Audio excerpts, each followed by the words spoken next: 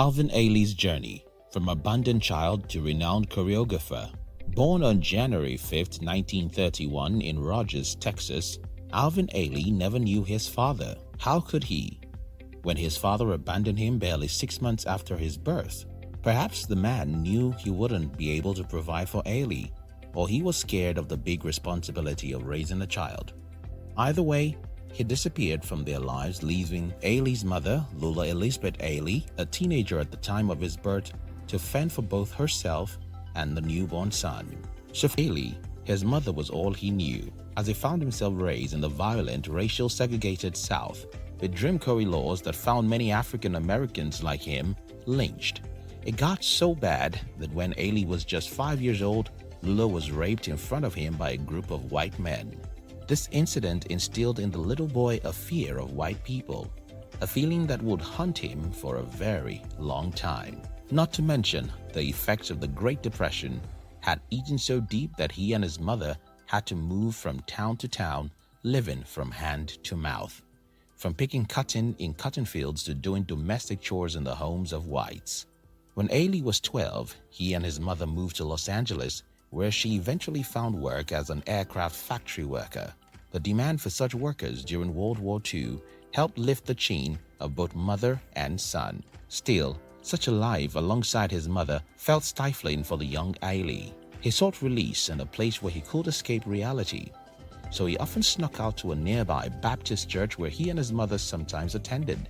There he would indeed immerse himself in another world with energetic music and powerful choir voices. This habit of his birthed an interest to not only know all things music, but also dancing and acting, after he ventured the extra mile sneaking into nightclubs and theaters respectively. While he continued these activities at nighttime, in the daytime, Ailey attended the Thomas Jefferson High School, a high school known for its acceptance to all and unhindered by the barriers of racism. During one school field trip to the Los Angeles Philharmonic Auditorium, Ailey and his mates beheld a concert dance of the Catherine Duham Dance Company and the Ballet Russe de Monte Carlo. The beauty and practiced grace of their performances mesmerized Ailey, and at the sight of some African American performers in these groups, he began to believe that he could just be like them. Not now, but someday. The joy of that moment set a spring in Ailey's steps that his classmates could not help noticing. At times, they caught him practicing several dance moves when he thought himself alone, and they believed indeed he did have the talent. In 1948, they practically dragged Ailey to meet Lester Horton, the director of Performance and Dance Academy, the Dance Theater of Los Angeles. The man was known for his dance and choreography works for theaters and Hollywood musicals. More importantly, the man was a firm believer that dancing and choreography should be taught to all, regardless of race or ethnicity. After all, Horton himself incorporated several elements from the Native Americans, Japanese, and the Afro-Caribbeans into his dance technique, which provided a base for modern dancing. At seeing his fellow African Americans dancing in Horton's school, Ailey got that funny yet exciting feeling in his heart. He could imagine himself dancing with them, yet he was hesitant. Perhaps he probably spared the thought that he was living a dream, where it was too good to be true. Thus, Ailey decided to continue his school, but settled for the next 6 months visiting Horton's Academy to watch the dancers. Soon, he mustered the courage to join them, though just for a short period. While he was in school, Ailey actively engaged in the Glee Club. Where he sang spiritual songs and also dabbled in poetry. He had a talent and the potential even to join Horton's class.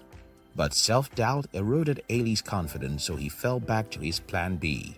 After his graduation from high school, within that same year of 1948, Ailey would attend the University of California to study languages. At this time, he was considering becoming a teacher. But he changed his mind and dropped out after Horton offered him a scholarship and deemed his talent and ability excellent enough to afford a spot in his dance company. To offer a scholarship to Ailey, Horton must have seen something in the young man, something even far greater than Horton's students, one might dare to say. Horton's belief restored Ailey's confidence. He joined without hesitation in 1949. His enthusiasm fueled his motion of the dance, and that performance would go on for another 4 years. During those years, Ailey became one of Horton's best students and the leading dancers in the man's dance company. Some might say he would surpass the man himself, and Ailey did, just not in an expected way. In 1951, Ailey traveled to San Francisco to widen his horizons and continue his dance studies, and for a brief period he even danced at a nightclub where he was paired with a famous dancer by the name of Mariette Johnson. After this, he returned to California in Horton's studio to pick up where he left off. Sadly, Horton passed away from a heart attack in November 1953, barely 7 months after Horton's dance company successfully debuted in New York City. Horton's passing left the dance academy barely left the rift of a leader and an artistic director of some sort to oversee all aspects of creative production. Those were big shoes to fill, and it was deemed that the feat of Ailey could fill them, given his position as Horton's protege. Ailey did know the tools of the trade, and he did his best to continue to direct the academy for the next 2 years. By 1958, Ailey believed himself of considerable experience and standing within the American dance community to found his own dance company called the Alvin Ailey American Dance Theater, AADT. Ailey sought to honor his Southern roots and traditions, even if his origins had been a horrible experience for him. The AADT debuted at the 92nd Street Young Men's and Young Women's Hebrew Association with their debut piece, Blue Suit. However, it would be Ailey's third work, Revelations, that placed the AADT on the US map, with several nationwide tours within the first 2 years. By 1960, the US Department, impressed at the success of the AADT, decided to sponsor the dance company's first international tour, which they would embark in 1962, the first throughout major cities of the world. Ailey enjoyed a 22-year career where he choreographed many works and contributed his acting and dancing talents unto many others. By 1988, he was recognized for his achievements with the Kennedy National Honors. Sadly, in the following year, Ailey was diagnosed with AIDS and passed away on December 1, 1989. Despite his rough start in life, Ailey, through inspiration, talent, and encouragement, blossomed into the successful man.